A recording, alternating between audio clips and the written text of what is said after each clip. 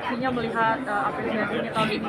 Iya, luar biasa senang karena ini album kedua aku, Marcus Flex This, setelah 4 tahun dari album pertama.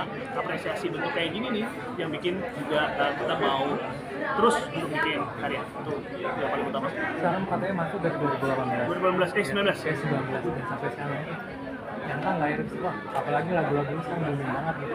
Seperti apa? Setiap tahun saja nggak menyangka gitu ya, kita juga nggak yang mungkin lagu supaya bisa masuk penghargaan saja nggak gitu. Tapi sekali lagi kami dari tahun 2019 selalu ada lagu-lagu yang masuk di kategori berbeda-beda. Buat aku ngelihat itu rasanya masih sama seperti pertama kali aku dapat nominasi. Rasanya masih selalu bahwa ini tanda lo harus terus bergerak. Dan ya itu memacu semangat aku untuk bisa bikin lagu. Dan tanda penghargaan itu juga tanda bahwa lagunya punya hati di pendengar.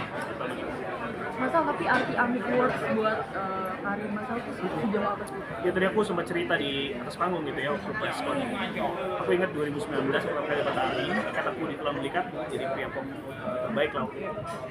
Salah satu kejadian itu adalah salah satu alasan juga memperkuat aku untuk pindah ke Jakarta.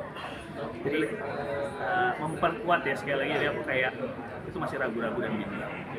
Setelah itu kenal banyak orang di Jakarta, aku masuk AMI jadi salah satu. Ya, itu seperti apa sih? Memang dulu dari dulu apa sempat kerja apa seperti? Iya, dulu main musik ngeband underground gitu, underground mungkin SMA. Tapi keluarga punya background musik, kayak aku musisi namanya Budi Sigit. Adik aku juga seorang produser gitu ya, lagi memang gitarnya gitu. Tiap kali pusing larinya selalu ke studio. Waktu itu sempat kerja juga digital marketing agency. Sekali lagi larinya ke studio gitu ya, terus bikin musik ya ternyata enaknya di studio juga ya di sini. Tapi inspirasi terbesar dalam bikin lagu biasanya ngapain? Ya. Menceritakan kisah hidup atau kisah lagu? Buat gue tentu saja pengalaman hidup, karena musik buat gue termasuk misalnya album adalah cara gue mencatat kejadian dalam hidup, jalan hidupnya dicatat untuk di dalam musik. Tapi kalau ditanya soal inspirasi, paling gede adalah daily conversation.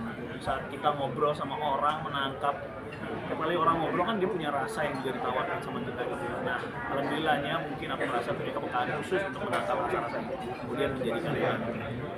Makanya kalau misalnya dilihat di lirik-liriknya seperti bahasa sehari-hari gitu ya, karena memang hal yang paling menginspirasi itu adalah obrolan, adalah daily conversation. Jadi ini album ini mungkin bisa dibilang karyaku dalam musik itu embodiment of a daily conversation. Di perjalanan sampai sekarang pernah punya pengalaman yang tidak mengenakan ya, seperti apa? Tentu saja gue pernah manggung di acara punk, bayangin aja gue manggung di tengah-tengah gue line up punk. Jadi sebelum gue band punk, terus gue dengan lagu-lagu pop itu, terus kemudian bintang tamunya utamanya adalah band punk juga. Jadi gue ditonton sama teman-teman anak-anak penggemar musik punk gitu ya.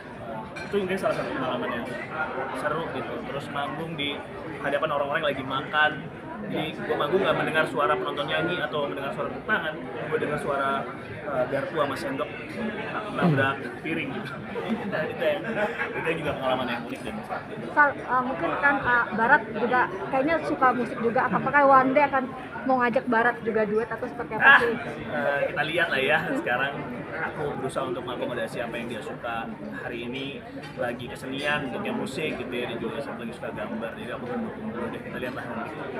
Nah, tapi kalau melihat respon terhadap lagu Galau Bunga Matahari ini yang booming banget, ini gimana kita melihat respon publik seperti ini? Iya, lagu ini kan ditulis atas pengalaman gue terhadap kehilangan dan tangkapan gue bicara soal kehilangan. Terus habis itu, sebenarnya bagian terpenting dalam lagu ini adalah harapan kita untuk terus bisa jalan hidup ini gitu ya, dengan menghadapi kedukaan itu ditinggal sama orang yang tersayang sudah.